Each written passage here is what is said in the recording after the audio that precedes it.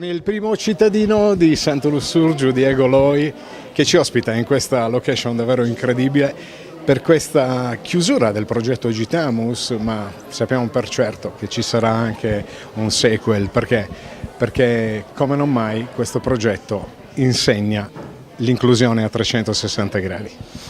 Beh sì, intanto un bellissimo progetto per questa comunità, per Santo Lussurgiu,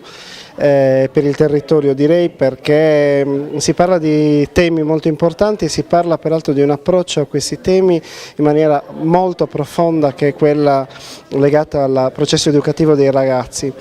In questo devo ringraziare sentitamente l'Istituto Comprensivo di Santo Lussurgiu, il Comitato Italiano Paralimpico per aver scelto Santo Lussurgiu per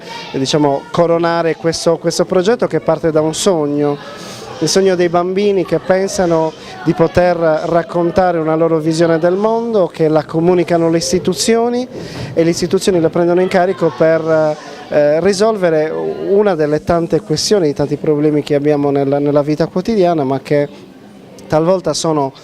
molto piccoli e semplicemente da risolvere, altre volte più complicati, ma è forte il messaggio che passa attraverso questo progetto, ovvero che i ragazzi diventano parte attiva dell'impegno civico e civile delle nostre comunità, e questo credo che sia il messaggio più importante. Bambini quindi intesi come messaggeri, ma più che messaggeri li definirei proprio promotori di quello che dovrebbe essere un mondo differente. Si parla di inclusione, tante persone la utilizzano questa parola come se fosse un qualcosa di ormai di uso comune, però poi nella realtà dei fatti noi sappiamo per certo, e questa è una comunità che su questo lavora molto.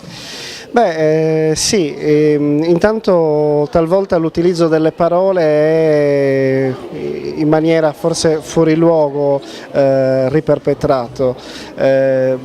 L'idea dell'inclusione è, per come la viviamo noi, per come anche io personalmente, la nostra comunità interpreta questo mandato, un qualcosa che va ben oltre, un qualcosa di più profondo, ed è qualcosa che al di là dell'etichetta del messaggio è importante esercitare in ogni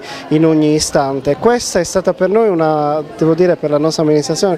e per tutta la comunità, credo un'occasione molto interessante di fermarsi